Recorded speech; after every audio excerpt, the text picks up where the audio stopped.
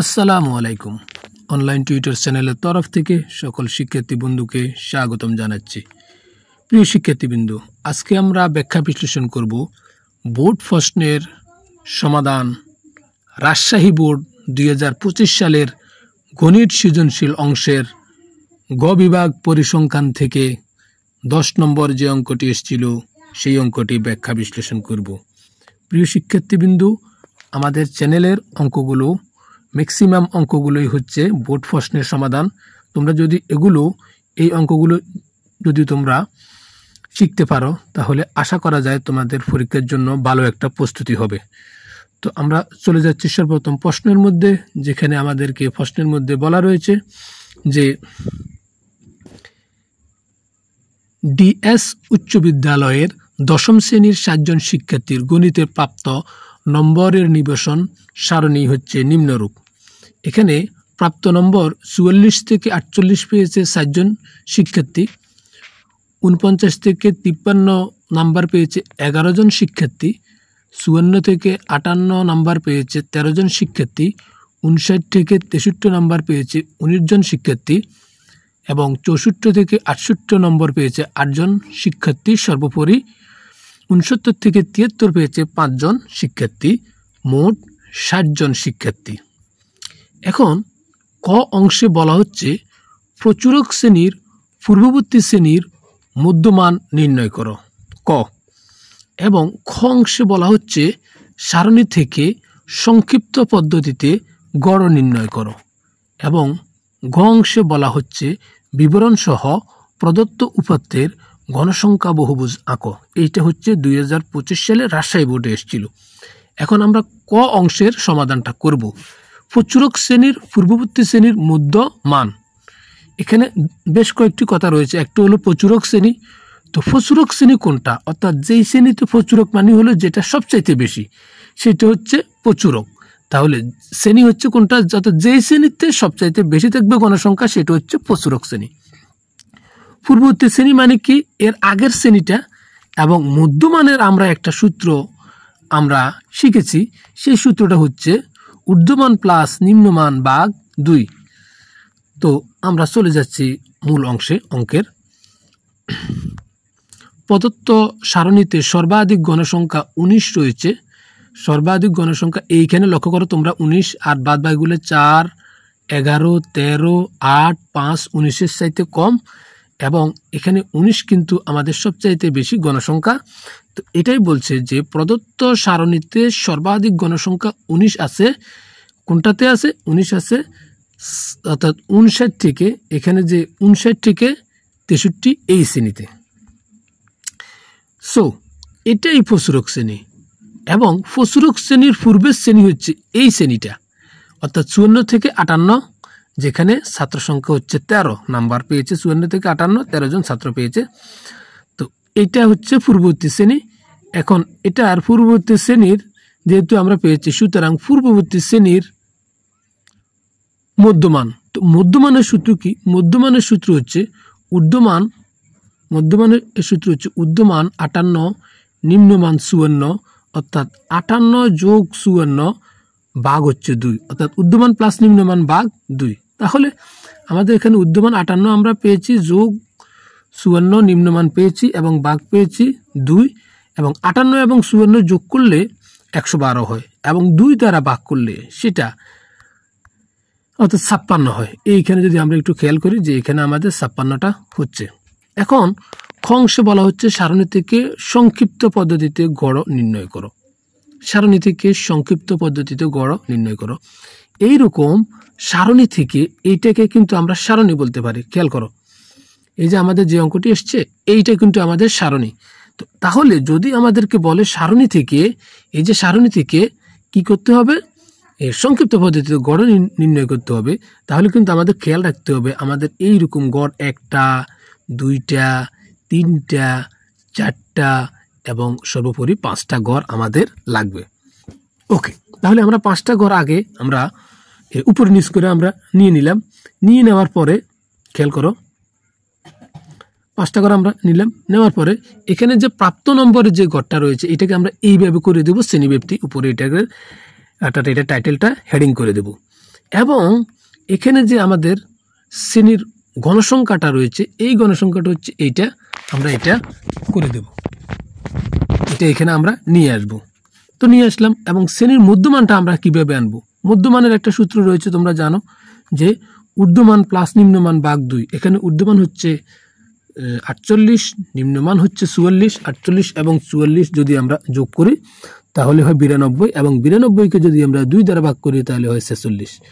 এভাবে করে এই শ্রেণীতেও আমাদের ঊর্ধ্বমান হচ্ছে 53, নিম্নমান হচ্ছে আমাদের অর্থাৎ 49, এবং এই দুইটাকে যদি আমরা যোগ করি তাহলে হয় আমাদের 102, এবং 102কে 2 দ্বারা ভাগ করলে হয় 51। অপরদিকে এখানে ঊর্ধ্বমান হচ্ছে এই শ্রেণীতে 58 এবং নিম্নমান হচ্ছে এই শ্রেণীতে 54। এই দুইটা যদি আমরা যোগ করি তাহলে হয় 112। 112কে যদি আমরা 2 দ্বারা ভাগ করি তাহলে হয় 56। এভাবে করে আমরা পরবর্তীটা খেয়াল করি। এর পরের শ্রেণীর ঊর্ধ্বমান 63, নিম্নমান হচ্ছে এখানে 59, তাহলে আমরা এখানে পাচ্ছি 122। তো 122কে আমরা যদি আমরা 2 দ্বারা ভাগ করি তাহলে 61। এভাবে করে আমরা বাকি ঘরগুলো কাজ করব। যেমন এখানে ঊর্ধ্বমান হচ্ছে 68, নিম্নমান হচ্ছে আমার 64, তাহলে 60 60 120, এবং 8 12, 120 12 132, এবং 2 দ্বারা ভাগ করলে হয় 66। এবং এখানে খেয়াল করো, ঊর্ধ্বমান 73, নিম্নমান 69, তাহলে হবে 70 হবে আমাদের 140, এবং এখানে 1 চলে ধরে 142, এবং যথারীতি আমাদের এখানে 2 দ্বারা ভাগ করলে হবে 71। তো আমরা এখানে 3টা ঘর পেয়ে গেছি। একটা হচ্ছে শ্রেণীব্যাপ্তি, একটা হচ্ছে শ্রেণীর মধ্যমান, একটা হচ্ছে গণসংখ্যা। এবং একটা জিনিস যদি আমরা খেয়াল করি, এবং মধ্যমানের একটা আমাদেরকে মান ধরতে হবে, সেই মানটা হচ্ছে xi, এবং গণসংখ্যার একটা মান ধরতে হবে, সেই মানটা হচ্ছে fi। এরপরে আমরা যেটা করব ui, এটা আমরা নিয়ে নিব, এটার নাম হবে দাববিচ্যুতি ইউআইটা। এবং ইউআইটা কীভাবে নেওয়া হয় খেয়াল করো, xi মাইনাস এ। xi কত? xi হচ্ছে 46 মাইনাস হচ্ছে এখানে এ। এটা আমরা কিভাবে আনছি একটু পরে তোমাদেরকে বলবো, এটা আমরা কিভাবে নিয়ে আসলাম। তাহলে 46 থেকে 61 যদি আমরা বিয়োগ করি তাহলে আমার হয় 46 56, এরপরে হচ্ছে আমার আরও 5, অর্থাৎ হচ্ছে -15। তো -15কে যদি আমি 5 দ্বারা ভাগ করি তাহলে আমার রেজাল্ট হবে -3। তো কীভাবে 5 দ্বারা ভাগ করলাম? এখানে খেয়াল করো, শ্রেণীব্যাপ্তি কিন্তু আমার 5, 44 থেকে 48, এটা কিন্তু আমার 5। তাহলে আমি কি পাচ্ছি? 44, 45, 46, 47, 48, এই যে আমি এখানে 5 পাচ্ছি, এই 5 দ্বারা কিন্তু আমাদেরকে ভাগ করতে হবে। তাহলে আমরা কিন্তু -3 পাবো। এখন -3 পেয়েছি। পরবর্তী লাইনটা খেয়াল করো, প্রত্যেকটা লাইনে কিন্তু ঠিক সেম। এখানে 51 মাইনাস হবে 61, 51 মাইনাস 61 হচ্ছে এখানে -10, -10কে এইচ দ্বারা, এখানে এইচ হচ্ছে আমাদের 5, অর্থাৎ -10কে 5 দ্বারা ভাগ করলে হবে -2। এভাবে করে আমরা পরের ঘরটাও কিন্তু করব। 56 থেকে মাইনাস বাদ দেবো 61, তাহলে হবে এখানে আমাদের -5, -5কে 5 দ্বারা ভাগ করলে হবে -1।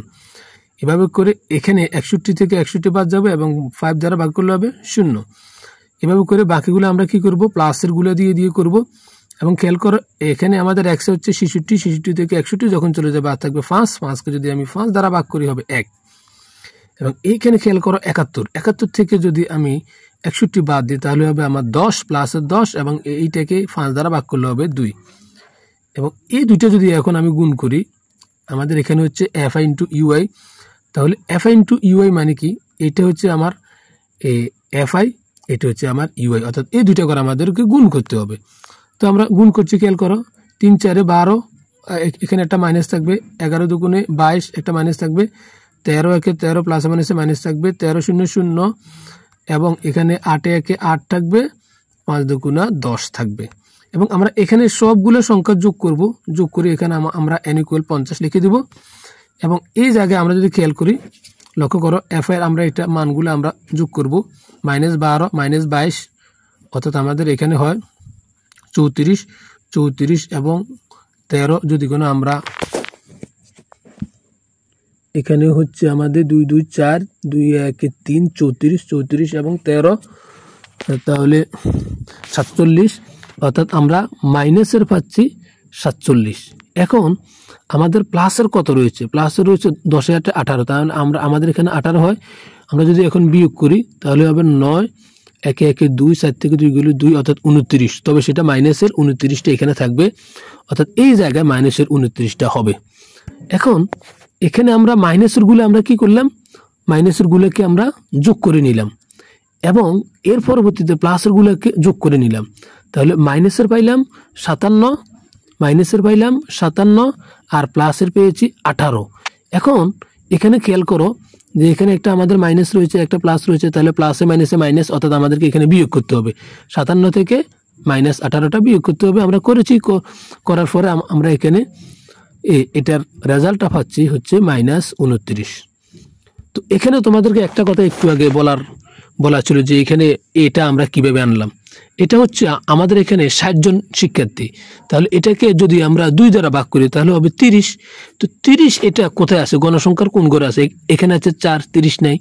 4 এবং 11 এই দুইটা যদি আমরা যোগ করি, 4 এবং 11 হয় 15, অর্থাৎ এই 2 ঘরের মধ্যে 30 নাই।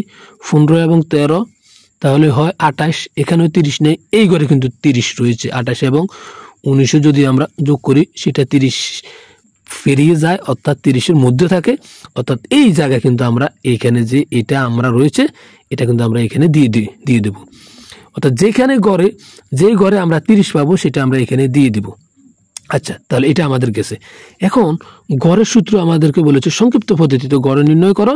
তো সুতরাং গড় সমান a + summation f * ui / n * s। এখানে আমাদের এ কত? এ কিন্তু আমরা এখানে পেয়েছি 61, a = 61, তাহলে আমরা এখানে a এর মানটা 61 লিখলাম। এরপর হচ্ছে সামেশন fi ui, এটার মান কত? সামেশন fi ui মান হচ্ছে -29টা লিখেছি। এরপর হচ্ছে আমাদের n এর মান কত? n এর মান হচ্ছে 60, আমরা কিন্তু এখানে n এর মানটা 60 লিখেছি। এরপর হচ্ছে আমাদের h এর মান কত? h এর মান হচ্ছে আমাদের প্রত্যেকটা করে এখানে শ্রেণীবিভক্তি হচ্ছে 5, এই কারণে আমরা এখানে 5টাও লিখেছি। এখন আমরা যদি হিসাব করি যে আমাদের ফুল অংশটা যদি আমরা হিসাব করি তাহলে আমরা এই অংশটা আমরা কাটাকাটি করি, আমরা পাচ্ছি 58.58 প্রায়। এটা হচ্ছে আমাদের আনসার 58.58 প্রায়। তোমরা এটা চাইলে ক্যালকুলেটর সাহায্য করে নিতে পারো, অথবা তোমরা এটা কাটাকাটি করেও করে নিতে পারো। এখন আমরা চলে যাচ্ছি পরবর্তী অংশে, যেখানে আমাদেরকে বলছে বিবরণ সহ প্রদত্ত উপাত্ত গণসংখ্যা বহুভুজ অঙ্কন করো। আমরা এখন বিবরণ সহ এটাকে গণসংখ্যা বহুভুজটা অঙ্কন করব। খেয়াল করো, তাহলে আমরা এই কাজটা করার জন্য খেয়াল করি, আমরা এই কাজটা করার জন্য আমাদের 3টা ঘরের দরকার, যেহেতু বলেছে গণসংখ্যা বহুভুজ। তাহলে এটার জন্য আমাদের একটা ঘর হচ্ছে শ্রেণীবিভক্তির ঘর, আমরা উদ্দীপক থেকে বা আমরা খ থেকে নিতে পারি। একটা হচ্ছে মধ্যমান বা মধ্যবিন্দুর ঘর, এটাও আমরা খ থেকে নিতে পারি। এবং আরেকটা ঘর হচ্ছে গণসংখ্যার ঘর, এটা আমরা খ থেকে, এই 3টা ঘর আমরা খ থেকে নেব, বাকিগুলো আমাদের নেওয়া দরকার নাই।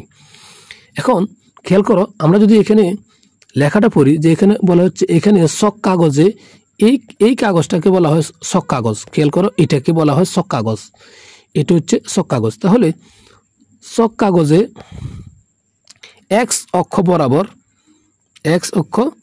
এক্স অক্ষ কোনটা? এক্স অক্ষ হচ্ছে এইটা, অর্থাৎ এইটা হচ্ছে এক্স অক্ষ। এই যে এখানে খেয়াল করো একটা এক্স অক্ষ রয়েছে, তাহলে এটা হচ্ছে এক্স অক্ষ। এখন শক কাগজে এক্স অক্ষ বরাবর প্রতি 2 ঘরকে শ্রেণীর মধ্যবিন্দুর 1 একক আমরা ধরব।